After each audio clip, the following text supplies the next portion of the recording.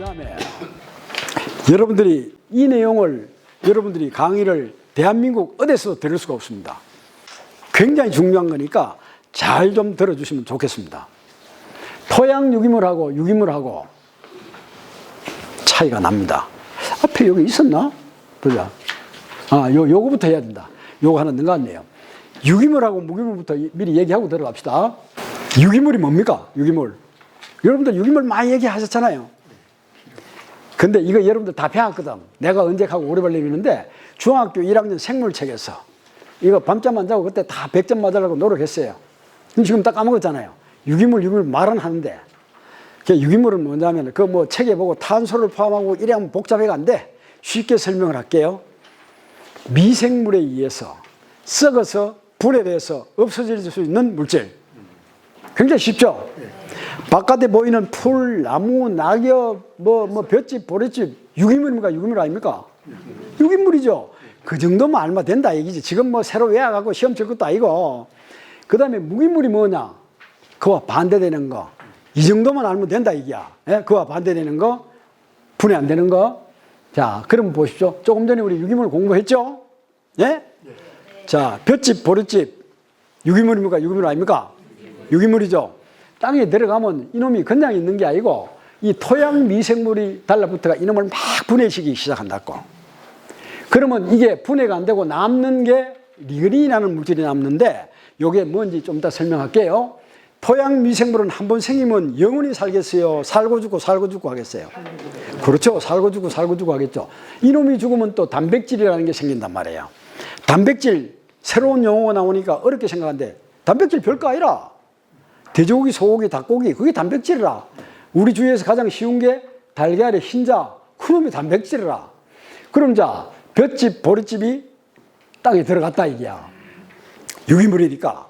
들어가는데 이놈을 분해하고 난 뒤에 남는 리그린하고 요놈 토양 미생물이 죽은 사체 요 두 가지가 땅 속에 있는 양분 요놈을 결합시켜 갖고 딱 뭉쳐진 게 리그린 단백복합체, 토양 유기물, 부식, 영어로 휴무스라고 한다 이게야. 요 네 가지 말 중에서 토양 유기물 빼고는 여러분들 좀 어렵잖아요. 이거 잊어버라 이게야. 토양 유기물 하나만 딱 머릿속에 집어넣자 이거죠. 그러면 자, 여기서 재미나는 게 나옵니다. 유기물은 땅에 집어넣으면 전부 다 토양 유기물이 되는 거겠죠? 어때요? 일부는 안 되지 않습니다. 네? 다 안 됩니다. 다 안 돼요? 이 선생님 많이 공부하셨네. 네. 뭐라고? 자, 볏짚이 땅속에서 오래 갈까요? 보리집이 땅속에서 오래 갈까요? 집에 올라가서 보리집. 선생님들 많이 하신다. 역시 영동은 영동이다. 예? 계산하면 나옵니다. 볏짚은 4월 말에 파종합니다. 5, 6, 7, 8, 9, 10. 6개월 자란 게 볏짚입니다. 보리집은 10월 말에 파종합니다. 11, 12, 1, 2, 3, 4, 5, 6. 8개월 자란 겁니다. 땅 밑에서 새싹이 올라가서 리그린이라는 물이 많을수록 땅 속에서 오래 간다고 얘기야. 리그린이 뭐냐? 쉽게 말하면 우리말로 억지로 해석을 한다면 목질화를 말한다. 목질. 예. 근데 여러분들 저거 배추시래기, 무시래기 유기물입니까? 유기물 아닙니까? 유기물 아니라고 봐요. 유기물이지. 유기물은 유기물이지. 미생물에서 분해가 되니까. 그런데 이놈은 집어넣으면은 땅 속에 남는 게 있을까요? 없을까요? 별로 없는 게 하나도 없어. 왜 그러냐? 리그린이 없기 때문에. 그럼 그 속에 뭐냐? 이산화탄소하고 물로 분해돼 갖고 다 없어져 버리는 거예요. 그러니까 그런 거는 백날 잡아여도 땅 속에 남는 것이 없다 이게야. 땅 속에 남는 것이 없으면 좋은 탭이라 그랬습니까? 아니라 그랬습니까? 이거를 1940년도에 50년도까지 미국 친구들이 연구를 해갖고 전 세계로 보급을 시킨 거예요. 그러니까 일본 친구들이 60년대에 실용화했고 대한민국에 제가 70년대에 실용화 보급을 했다. 그 얘기예요. 제가 그런 사람입니다. 고맙습니다. 이건 농담이지만 자관 이게요. 세계 어느 나라 가보십시오. 목재 탭이 안 쓰는 데 없습니다. 그게 그만큼 좋은데 미국에서 제가 이런 얘기를 들었거든요. 농산 부산물로 갖고는 화학비료를 워낙 사용 많이 해갖고 땅을 살리는 시기는 지났다 이거야. 그럼 어떻게 되느냐? 산에서 나오는 임산부산물을 활용해 갖고 땅 살리는 방법밖에 이 지구상에 현재는 없다. 그 얘기인데, 제가 유럽, 일본, 미국은 상당히 자주 갔습니다. 이 가족들이 거기서 갖고 돌아보면은 진짜 그건 목재탭이 없으면 농사를 못 짓는 거야. 그 나중에 이제 연작비 해결하는 게 목재탭하고 연결이 되기 때문에 나중에 설명할게요. 자, 그런데 여러분들 당도 높이고 싶죠? 당도. 하나, 그 책자에는 없을 겁니다. 적어 놓으세요. 토양 유기물 함량이 1% 올라가면은 당도 0.7브릭스가 올라갑니다. 0.7브릭스. 저 선생님 땅이 토양 유기물 함량이 5%고 제가 2%다. 차이가 얼마입니까? 3%죠. 3% 곱하기 0.7브릭스 하면 농사 짓기만 하면 2.1브릭스가 선생님 땅이 높습니다. 그러니까 옛날에 태비 많이 준 땅에 나오는 과일이나 채소가 맛있다는 얘기가 바로 그 얘기다. 그 얘기입니다. 그 다음에 요새 대한민국이 어느 정도까지 왔나 하면은 볏짚을 땅에 넣으면은 옛날에는 가을에 가을가리 하지 않습니까? 이듬해에 5, 6월 달에 못 심는데 전혀 지장 없어요. 분해가 다 돼요. 근데 요새는요, 놀랍게도 1년이 돼도 분해가 안 되는 데가 참 많아요, 다녀보면은. 1년이 돼도. 왜 그럴까요? 이놈을 분해하는, 유기물을 분해하는 미생물 숫자가 적어도 2억 마리 이상 돼줘야 되는데 1g당 지금 2천만 마리도 안 된다고 그래요. 이 문제인 거예요, 이게. 여러분들 볏짚 넣어갖고 땅심을 살리고 싶은 분 계세요? 퇴비를 못 넣고 면적이 워낙 넓어갖고 볏짚을 갖다가 잡아 넣는다 할 때 그네 노하우 알려 드릴게요. 300평당에 건물로 볏짚이 500kg 평균을 잡습니다. 진흥청에서. 480에서 520인데 500kg 보자 이거죠. 이놈을 땅에다가 집어넣었을 때 여기 열매가 들어가야 되냐 하면은 요소 반포대 정도를 같이 뿌리세요. 같이 뿌려갖고 갈아엎어 놓으면 가을에 갈아엎어 놓으면 이듬해 봄에 5, 6월 달에 보면 농사 짓도록 다 분해가 되어 있어요. 왜 그러냐? 볏짚 속에 뭐가 들어있습니까? 탄소가 많이 들어있죠? 탄소는 미생물의 밥이란 말이죠. 그러면 땅 속에서 미생물이 죽어갖고 그 속에 나오는 질소가 미생물의 반찬이 돼갖고 이놈을 분해시키는데 탄소, 밥은 많은데 반찬이 없는 거라. 그럼 그거를 누가 되겠느냐? 요소가 질소니까 보태주는 거라. 그럼 요 두 가지가 짝꿍이 되는 것 같으면 수분만 있으면 분해가 된다. 그 얘기야. 처음에 볏짚 넣어갖고 농사 실패한 사람들 참 많이 봤거든요. 그래, 자, 이 원인이 어딨냐 싶어갖고 이거 하나 찾으려고도 몇 년 쫓아다녔습니다. 이런 것들이 우리한테 많이 지금 쌓여 있거든요. 그러고, 요게 유기물이 땅에 들어가서 토양 미생물에 의한 과정을 하나 거친 게 토양 유기물이다. 그 다음에 모든 유기물은 땅 속에 들어가서 토양 유기물이 되는 게 아니다. 요 정도는 알아두시고, 여러분 하나 더 이해를 돕기 위해서 한다면은 찔레나무 있죠? 요즘 이제 찔레 사기 오래 나올 겁니다. 제가 이제 고향이 경상북도 청도인데 아주 오지예요.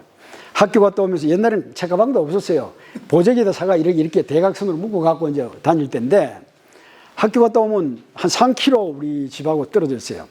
이 눈뚝바뚝이 돌담 산한 데 있잖아요. 따뜻한 데 있잖아요. 이거 기대해 갖고 좀 있으면 따뜻하기도 하고 옆에 보면 찔레나무가 틀림없이 있거든. 새순 요래 잘라 갖고 껍질 싹 비겨 먹으면 달짝지근하게 맛이 있어요, 없어요? 맛있어요. 맛있죠? 그거 2, 3월 달은 돼요.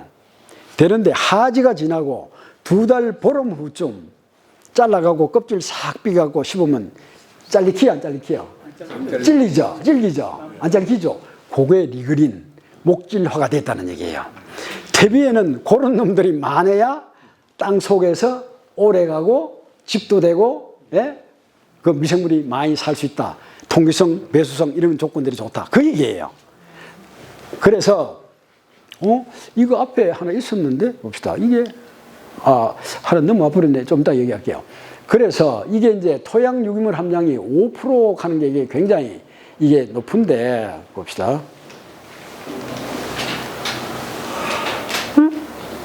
이거 하다 말았네. 요 좀 더 얘기하고. 그래서 이 통기성도 좋아야 되면 보수력도 좋아야 돼. 보수력, 물을 안고 있는 성질. 토양 유기물이 많으면은 유기물이 일반 흙의 6배에서 10배의 물을 안고 있어요. 그 다음에 그렇다고 배수성이 안 좋은 것도 해요. 배수성도 좋아요. 그 다음에 비료를 안고 있는 것도 일반 흙의 20배예요. 그 다음에 적정한 pH. 그러니까 pH 관계는 다음 강사님이 오셔가지고 알려줄 거예요. 이게 pH가 6에서 6.5 사이일 때 가장 좋다는 거. 나도 조금은 갖고 왔지만은, 예, 그분 강의할 시간을 드리기 위해서 나는 뺄게요. 그 다음에 하나의 이제 좋은 땅을 만들기 위해서는 이런 것들이 한 부분에 불과해요. 적정한 지온 유지. 땅에다가 토양 유기물이 많으면 어때요? 지온이 올라갑니까? 낮아집니까? 올라가죠? 왜 그럴까요? 잡아여면 땅이 꺾여 보이죠? 태양 흡수율이 높아요. 그 다음에 우리가 밥을 먹는 게 유기물이거든요. 1g이 분해할 때 3 내지 4kcal의 열량을 냅니다. 그래서 여러분들이 과수원에는요, 이 퇴비를 많이 주면은요, 동해, 한발 확실히 적습니다. 전국적으로 다니면서 5월달에 꽃눈 뭐 잘라갖고 올 때 보면은요, 이 동해 바닷물이 많은데 퇴비 뭐 좋습니까? 퇴비 안 주고 유박 좋다 하거든. 유박 좋은 별로 효과 없어요. 퇴비를 많이 준 땅에서는 땅이 검으니까 태양 흡수율 많이 받죠. 지온이 높아가죠. 또 이놈이 땅 속에서 분해할 때 1g당 3 내지 4kcal의 열량을 해갖고 밑에서 치받는단 말이죠. 위에서 내려올 때 받아주기 때문에 피해가 거의 경미하거나 안 받습니다. 여러분들 제 말 듣고 정 안 믿어지거든. 3,000병, 4,000병 하면은 한 50그루나 한 100주나 제 말 듣고 밑에 퇴비 듬뿍 넣어가고 한번 해보십시오. 차이가 나네. 이 소리 나옵니다. 그 다음에 때알 구조를 갖출 것. 이 7가지가요. 말은 수월한데 이거 만들려면 옛날에 문전옥담 만들려면 10년 걸립니다. 10년. 요새 10년 걸려갖고 땅 만들어갖고 친환경하고 과수농사 지으라고 도망 다 가버리지 할 사람 아무도 없어요.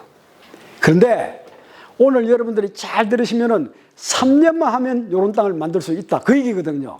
그걸 가르쳐 드리기 위해서 제가 왔다. 그 얘기입니다, 지금. 이때 울자라고 했습니다. 박수를 쳐야지, 박수를. 네. 그래서 결론적으로 지력이 좋은 땅이란 이걸 제일 끝에 제가 얘기를 하는데 여러분들은 여기에 영동군에서 최고의 농업 기술자 시대니까 제가 미리 결론을 내놓을게요. 토양 유기물 함량과 유익한 미생물이 많은 땅을 말한다. 제가 60년대에 농가대학을 다녔습니다. 60년대. 다닐 때 토양학책 아직도 안 바뀌었습니다. 그 안에 내용이 뭐라고 나오냐면 좋은 땅이라, 여기도 농대 다니신 분들 계실 거예요. 60년대에 뭐라고 나오냐면은 지력이 좋은 땅이란 토양 유기물 함량이 많은 땅을 말한다. 나온다 이 기자. 아직도 안 바뀌었어요. 그러니까 이 앞에 강사님들이 아마 오시는 분들마다 땅심 살려라, 토양 유기물 함량 높여라 하실 겁니다. 틀린 말이 아니라, 왜 그러냐, 책자 그대로니까. 근데 이게 세계적으로 농민들한테 항의를 받은 거예요. 토양 유기물 함량만 높이면 좋은 땅이라고 그러니까 이분들이 발효 퇴비를 열어 소리는 빼고 하니까 생퇴비, 석은 퇴비, 미숙 퇴비 할 것 없이 막대리 연기야. 토양 분석을 하면 5점 몇 프로, 7%, 8% 되는데 토양 병치레는 혼자 도맡아 놓고 한다 이게야. 그럼 그게 토양 유기물을 갖고 좋은 땅이라 할 수 없다 이게야. 그러니까 농학자들이 고민을 하기 시작한 거야. 이게 도대체 이 학술 용어를 어떻게 바꾸면 될 것이냐. 이렇게 하니까 토양 유기물 함량 더하기 유익한 미생물 하나를 딱 갖다 붙이니까 딱 들어맞는 거라. 요새 전 세계에서 나오는 토양 학술지 보면은요, 반드시 토양 유기물 함량만 안 나옵니다. 유익한 미생물이 돼지가 나오거든요. 그래, 앞으로 여러분들이 여기 강사님들이 와서 토양 유기물 함량을 높여갖고 땅심을 좋게 하십시오 하면 틀린 말은 아니니까, 당신 틀려서 그게 더하기 유익한 미생물이 붙어요 이 소리를 하면 자존심 상하잖아요. 그러니까 책에 그래 돼 있으니까 틀린 말은 아니니까 여러분들 속마음으로만 알고 계시라, 그 부탁을 드리고 싶은 거예요. 알겠습니까? 예. 그 다음 이거 이제 다시 넘어왔습니다. 토양 유기물 함량 5%, 이게 우리나라가 지금 현재 평균이 2에서 2.2%밖에 안 됩니다. 2에서 2.2%. 그럼 5%까지 올리려면 어때요? 배를 올려야 되잖아요? 그런데 우리나라가 최고로 전국 농토가 토양 유기물 함량이 높을 때가 4.4%까지가 있더라고요. 그러니까 그 뒤로 계속 화학비료만 쳐갖고 태빈을 안 주고 하니까 점점 떨어져 절반 정도로 된 거야. 근데 5% 정도가 돼준다면은 아까 7가지 조건이 있었죠. 네. 좋은 토양의 조건. 80%가 맞아떨어집니다. 5% 정도가 들어가면. 나머지 20%는 뭘 하느냐? 여러분들이 좋아하시는 유박, 쌀겨, 어분, 뭐 이런 거 갖고 주고, 양분 보충시켜주고, 또 그 액비, 맨들어가 주면 20% 주면은 화학비로 안 주든지 줄이든지 해도 농사가 가능합니다. 그런데 이제 거기에 대한 이 부수적인 게 또 하나 나오는 게 토양 유기물 함량이 5% 정도가 되면 일단보가 몇 평입니까? 300평. 시바로 1000평방미터 다 같은 단위입니다. 이게 일단부당 움직이는 생물의 유체가 700 내지 1000kg 정도가 생기는데 제가 이 내용을 찾기 위해서 전 세계의 책자 한 10몇 권을 뒤졌어요. 토양학 책을 뒤졌어요. 그 중에 제일 적은 걸 갖다가 여기 적었는데 300평당 미생물, 지렁이, 각 소동물의 유체가 700 내지 1000kg가 생길 시 야들이 갖고 있는 몸체가 단백질입니까? 단백질 아닙니까? 그죠? 옛날에요. 요즘은 그 애들을 놓으면은 고기가 많으니까 뭐 문보신한다고 뭐 온갖 거 다 잡숫지만은 우리 때는요. 보릿고개 될 때 없을 때는요. 어머니들이 저 하수구에서 지렁이 캐다가 삶아갖고 먹고 이랬어요. 그 토룡탕을 해갖고. 우리의 슬픈 역사가 아니고 삶의 역사가 그렇습니다. 그 지렁이가 굉장히 좋은 놈이거든. 근데 보세요. 이게 700에서 1000kg 정도 생기는데 1000kg도 많으니까 적게 놓고 700kg만 갖고 계산하면 해보자 이거죠. 계산을. 야들이 죽으면은 뭐라 그러십니까? 고기덩어리 단백질이라고 그랬죠? 이게 건물 중에 말려버리면은 단백질이 40%가 들어앉았어요. 40%. 그러니까 소수점으로 계산하려면 0.4를 곱하면 됩니까? 안 됩니까? 근데 이게 희한한 게요. 이 얘기를 할 때 귀농귀촌 하신 분들은 한 번만 설명하면 그냥 알겠다고 넘어가라 그러는데 농사를 오래 지신 분들은 꼭 2번씩 설명을 해야 돼. 왜 그러냐? 그동안에 농사 지으면서 계산하는데 이 개념이 상당히 줄어든 것 같아. 예? 질소 이상 가리면 좀 관심을 갖고 공부를 많이 하시고. 그런 거 아닙니까? 한 번 더 설명할까요? 무슨 얘기냐 하면은 야들이 죽으면은 700kg가 생겼다고 보자 이게야. 이 중에 건물 중에 40%가 단백질이다 이게야. 고기 덩어리다 그 얘기야. 그러면 40% 곱하면 이 속에 단백질 양이 나오는 게 아니기 때문에 소수점으로 환산해 갖고 곱해야 되겠죠. 그 0.4를 곱하니까 280kg의 단백질이 이 속에 들어앉아 있다. 요거까지 이해됩니까? 안 됩니까? 되죠? 그런데 이 단백질이라는 놈은 참 희한하게 단백질이 만들어지려고 하면은 이 속에 질소 성분이 16%가 안 들어가면은 단백질이 안 만들어지는 거라. 그러면 달걀의 흰자에도 16%, 고기에도 16%, 이 속에도 16%다 들어앉아 있는 거라.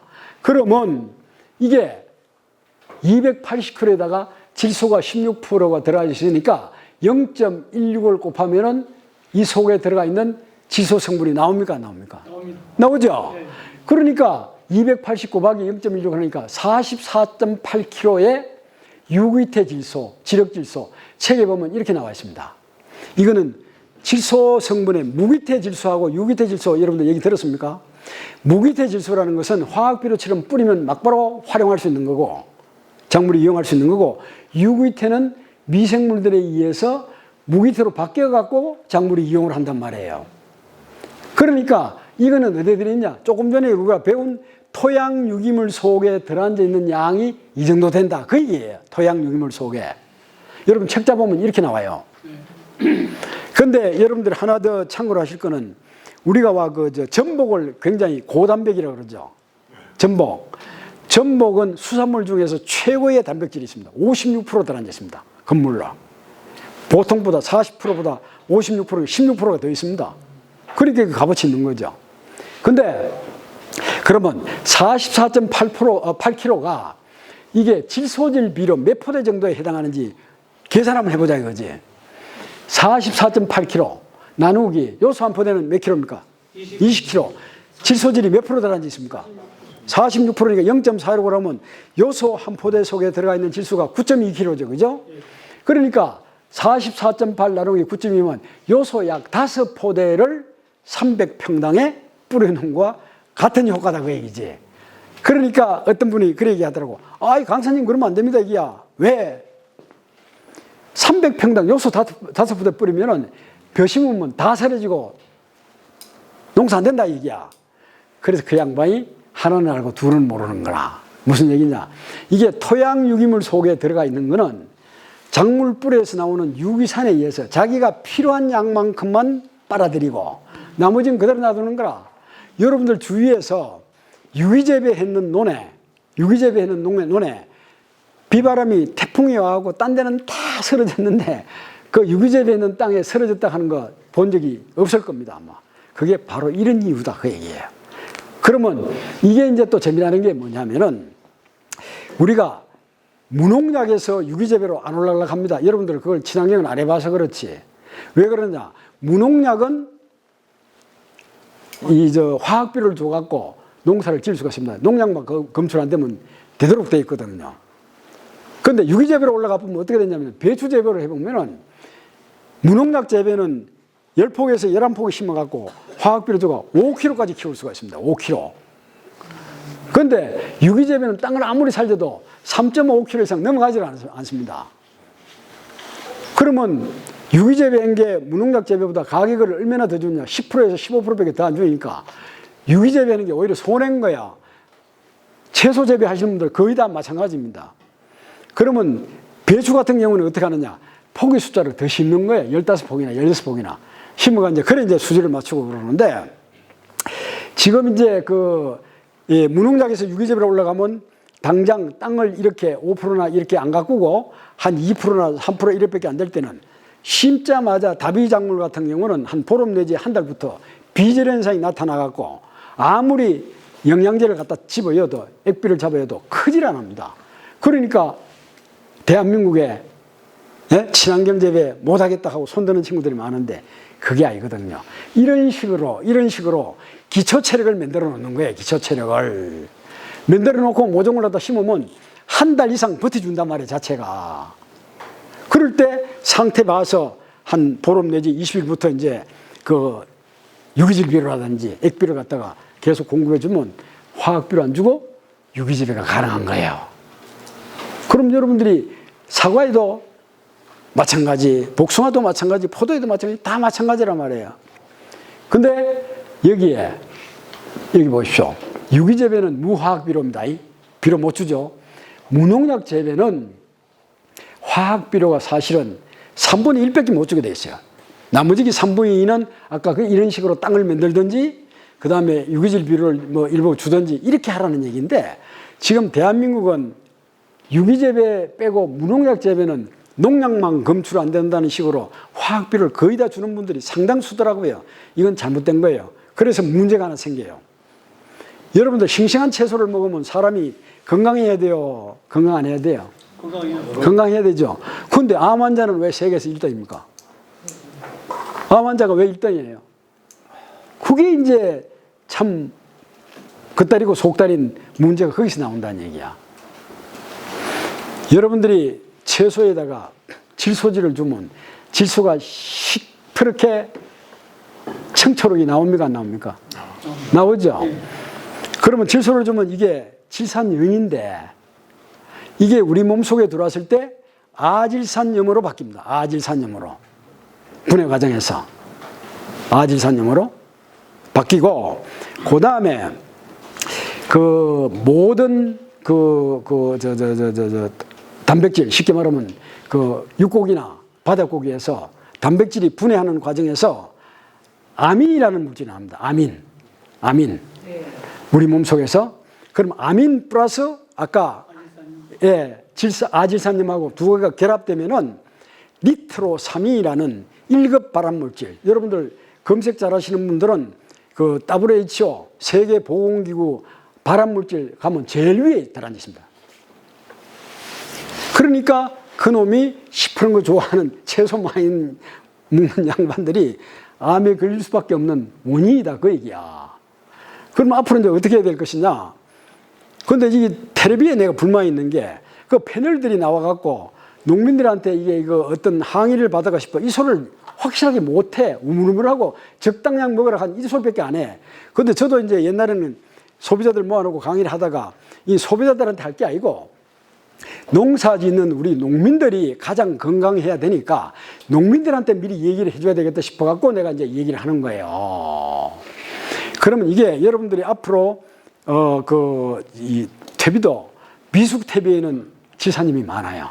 완전히 바로 식이면 아질산염이 굉장히 질산염이 굉장히 줄어들어요. 그러고 색깔도 채소 색깔 강할 이제 그럴 때 아주 그 시퍼런 거 말고 자연색에 가까운 거 구하면은 질산염이 적어요. 이렇게 하시라는 그 얘기입니다. 자, 연간 토양 유기물에 소모량이 있습니다. 소모량. 이걸 여러분들이 잘 이제 그 이해를 하시면 참 도움이 되는데 여기에 면적이 없으면 무조건 300평입니다. 시바로. 자, 보십시오. 여기에 영동이 온난지 밭으로 봅시다. 사질토라고 봅시다. 예를 들어서 토양 유기물 소모량이 90에서 120kg가 됩니다.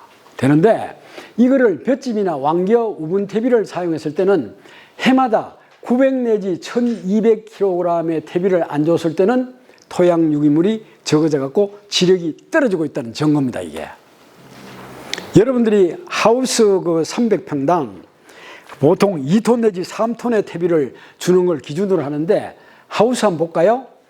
소모량이 사질토가 더 많이 필요합니다. 180에서 240kg이기 때문에 볏짚이나 왕겨 우분 퇴비를 1.8톤에서 2.4톤을 줘야 본전치기다 그 얘기거든요. 이거를 안 주고 넘어가는 데는 지력이 그만큼 떨어지고 있다는 얘기인데 여러분들이 그 새 차를 샀을 때에 새 타이어가 딸려옵니다. 이게 4만 킬로를 타고 나면은 타이어 바꾸라 그러죠. 이게 소모량 똑같습니다. 땅속에서. 그 다음에 재료별로 이게 차이가 많이 나요.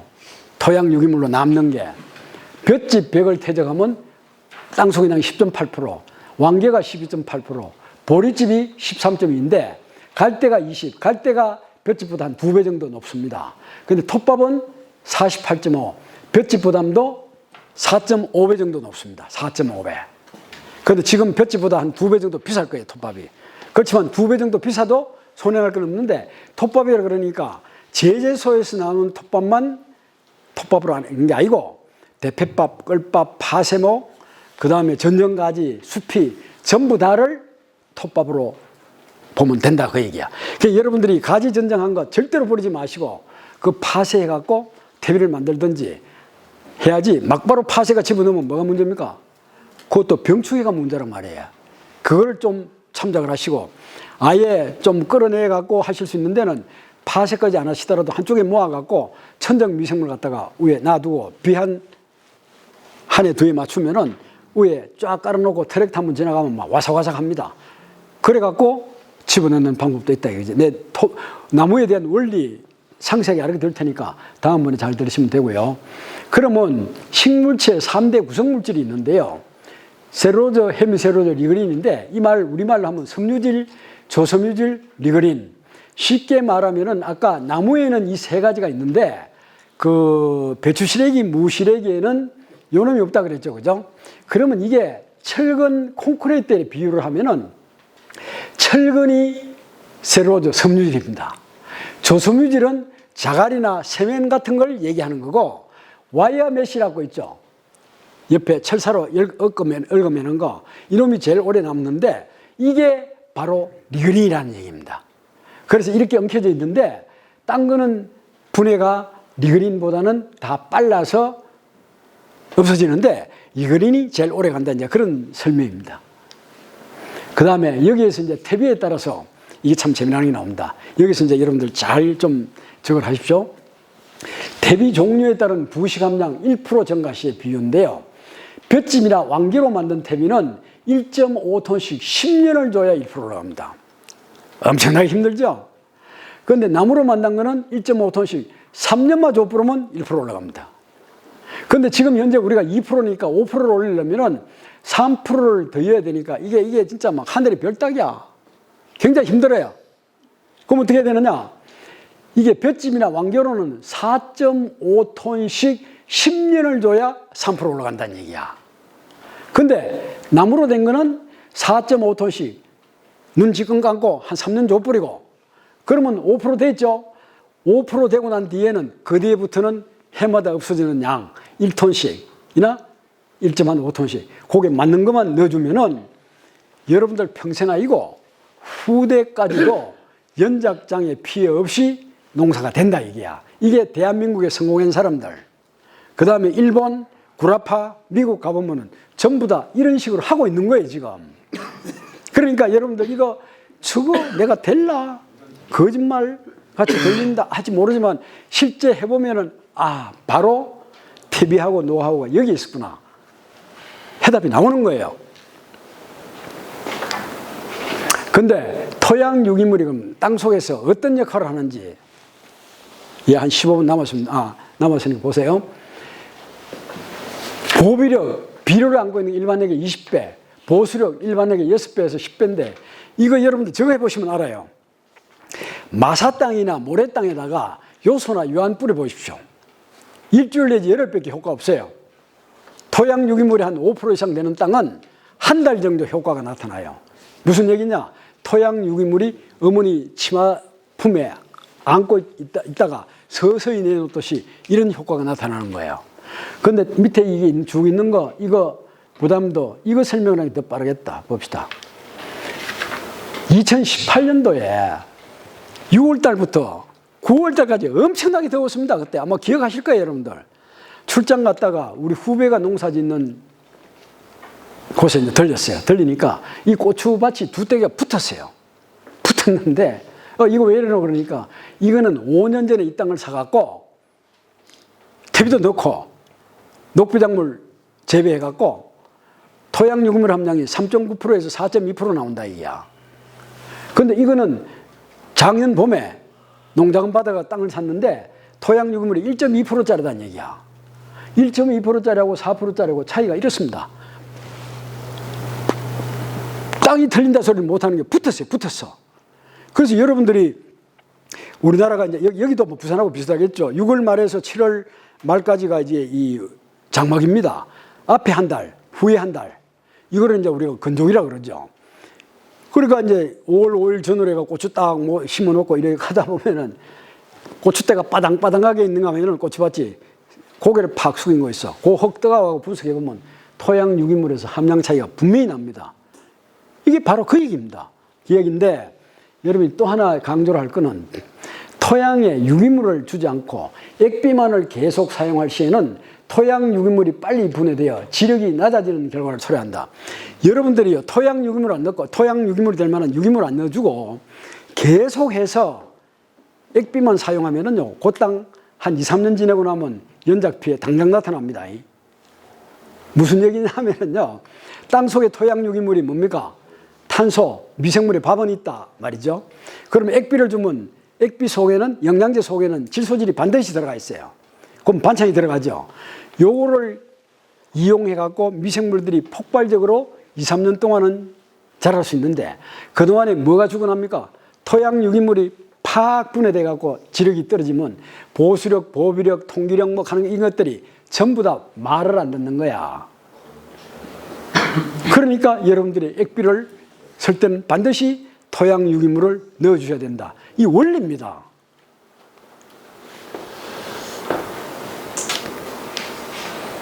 이거는 뭐 나중에 딴 강사님한테 들어서 얘기해 줄 겁니다. 자, 여기 보십시오.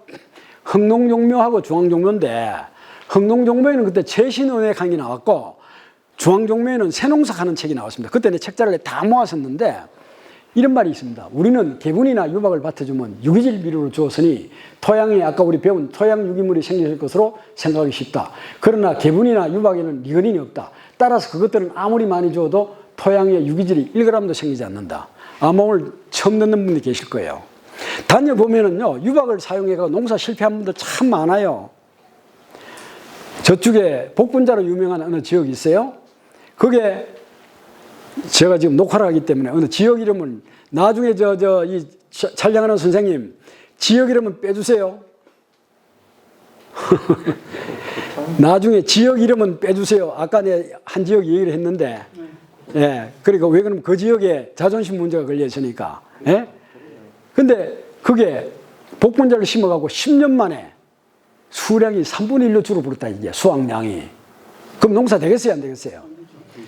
그러니까 마이스터 대학에서 만나갖고 같이 얘기를 해보니까 뭐 썼는데 하니까 유박을 썼다는 얘기야. 그 다음에 또 한 군데 무화과 유명한 데가 있습니다. 그래서 딴 데로 옮겼습니다. 왜 그러냐? 유박 계속 쓰면 안 되는 거라. 병충해 심하고 지력이 떨어지니까 수량이 또 떨어지는 거라. 유박은 유기질이라도 퇴비와 같이 땅심을 살리는 것이 아니고 빠른 분해로 화학비료와 유사한 양분 공급을 하는 자재이다. 이게 또 어떤 분이 또 그래 얘기해요. 이거는 한국에서 나온 자료고 외국에도 그런 자료 있어요 하고 또 시비를 걸더라고. 우리는 뭐 그런 자료 참 많이 갖고 있죠. 일본의 보카시 제조 방법, 야마다 겐코라는 양반이 쓴 논문에 이런 내용이 있어요. 유기질 비료, 유박, 미강, 어분 등은 3개월만 돼도 탄질률이 10이하로 낮기 때문에 분해가 빨라 토양 속에 거의 남지 않아 토양 유기물 생성에는 거의 효과가 없다. 그러면 퇴비는 주면 훗발까지 나가는데 과수에 유박 주면 한 3개월 되고 나면 분해가 대가 없어져 버리고 훗발이 없어요. 때 깔라고 이런 거는 확실히 떨어집니다. 그래서 제가 이제 청도라고 얘기했죠. 반시. 우리가 어릴 때 뭐 학교 갔다 오면 홍실 제가 한 10개씩 따먹었습니다.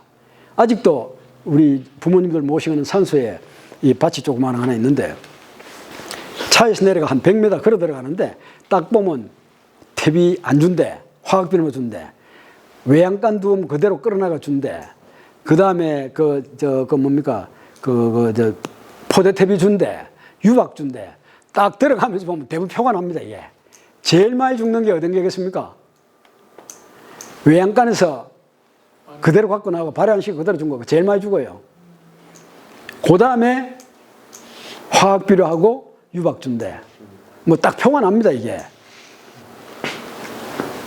그래서 보십시오. 유박, 미강, 어분 등 유기질 비료와 퇴비와의 가장 큰 차이는 유기물을 사용하고 있으니까 토양은 척박해지지 않는다라고 하는 것은 퇴비의 경우이고 유기질 비료를 계속 사용하면 토양이 척박해지는 것을 막을 수가 없다. 근데 어떤 분들은요, 퇴비보다 유박이 발효를 안 시키니까 오래 간다 그러는데 그건 절대 아닙니다. 절대 아닙니다. 그게 탄질률하고 관계있기 때문에 모든 유기물 속에는 탄소하고 질소의 비율이 있습니다. 탄질률이 높으면 오래 가고 탄질률이 낮으면 빨리 분해가 되는 겁니다. 그분은 유기물에 대해서 잘 몰라서 하는 얘기예요. 유박 비료를 다량 사용하면 어떤 문제가 생기느냐? 토양의 pH가 낮아져요. 그 다음에 빠른 분해 과정에서 산소 부족으로 현기적 상태가 되고, 이 말은 무슨 얘기냐 하면요, 유박이 탄질률이 한 10 정도에서 한 20 정도밖에 안 됩니다. 들어가면 미생물들이 화학비료처럼 막 분해를 시작합니다. 폭발적으로 생기면은 미생물들이 산소를 빼뜨려 먹어버립니다. 그러면 어때요? 땅 속에 잔뿌리가 산소 호흡이 안 돼갖고 작물이 시들시들해집니다. 그리고 pH도 낮아지고 유산균 등 현기성 세균에 의해서 산성의 유기산 생성과 다량의 질소가 질산태로 변하면서 pH가 팍 떨어집니다. 우리 흑살림에서 실험을 했어요. 하우스에 퇴비를 평당 1kg씩 줄 때는 300평당 2톤씩 줄 때는 pH가 6.5 정도로 정상인데 유박을 평당 1kg씩 주니까 pH가 4.5 이하로 떨어져 버렸어요. 작물이 자라질 않는 거야. 그러니까 전화가 가끔 와요. 박사님, 작물이 안 자랍니다. 뭘 줬습니까? 유박 줬습니다 하거든요. 뭐 줬습니까? 하면 유박 줬다 그런다. 유박 좋은 건 확실합니다. 유박 좋은 거는 pH가 낮아졌기 때문에 그 작물이 안 자라는 거 맞습니다. pH가 낮아지면 어때요? 양분 흡수를 못 하잖아요. 그 다음 딴 선생님한테 배우세요. 그러니까 pH가 그래 중요한 거예요. 6에서 6.5가 돼야 되는데 4.5로 떨어졌으니까 흡수를 못 하는 거예요. 이게 무슨 나입니까? 호접난 거. 호접난. 일본의 후쿠오카시에 니시지 노원고등학교라고 있는데 가와구치라는 제 친구가 있습니다. 이 친구가 퇴비를 500톤 일본으로 수출을 한다고 그러니까 연락이 왔어요. 네 퇴비 수출하는 거 갖고 그 고형으로 한 20kg 만들어갖고 보내줄 수 없느냐 얘기야. 왜 그러니까 일본에는 유박으로 만들어 놨는 고형물이 많은데 그거 갖고 나네 내가 실험을 좀 해보고 싶다는 거예요. 좋다. 그래서 내가 국수 빼는 기계를 변형을 시켜갖고 20kg를 이런 식으로 만들어갖고 보내줬어요. 100일 후에 이런 사진 10장하고 한 장에 편지도 팩스로 날라왔고 또 통화도 했지만은 이런 얘기를 하더라고요. 자기 학교에 있는 거에다가 자기네들 나라에서 나오는 유박, 고형물을 얹어갖고 40일 물을 주니까 이렇게 크더란 얘기지. 여기는 안 얹고 여기는 자기네들 거 얹어가 하니까 40일 동안에 이렇게 차이가 나는데 여기에 대한 설명을 제일 많이 해놨어요.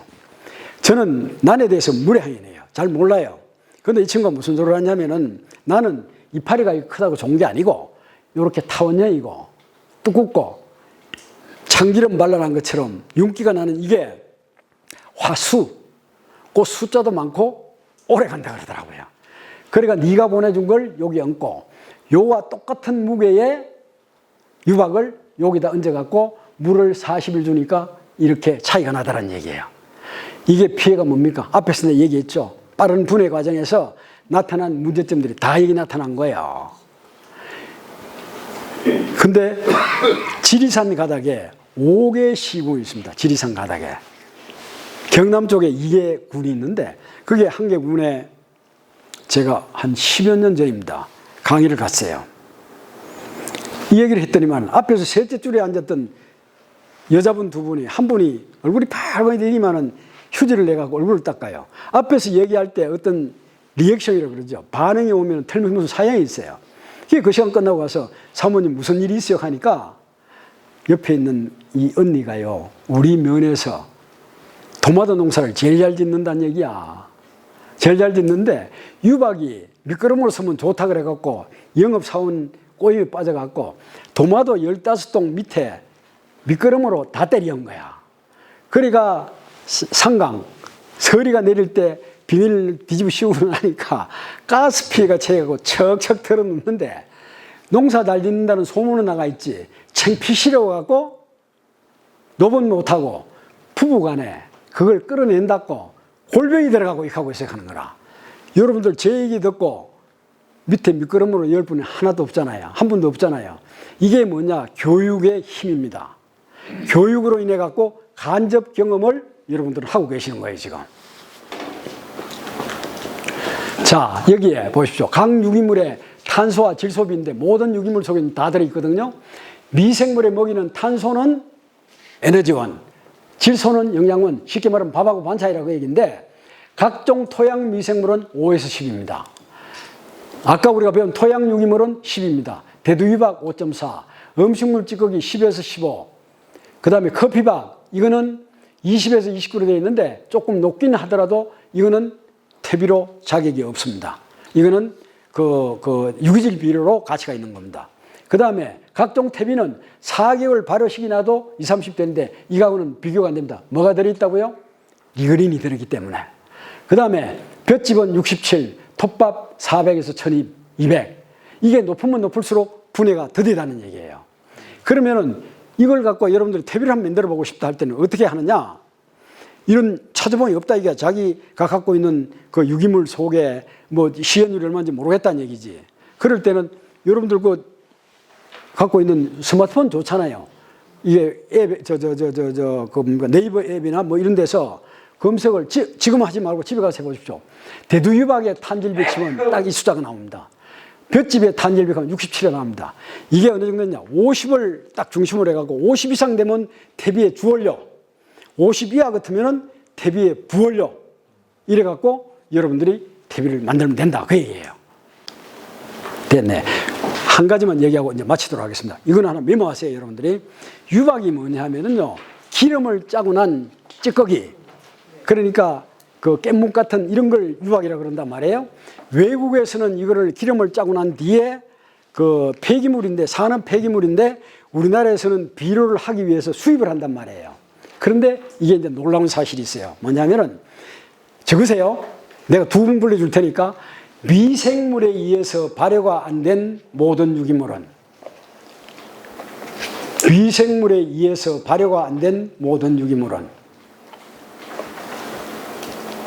미생물에 의해서 발효가 안 된 모든 유기물은, 적으세요. 대답이 없노? 미생물에 의해서 발효가 안 된 모든 유기물은 삶거나,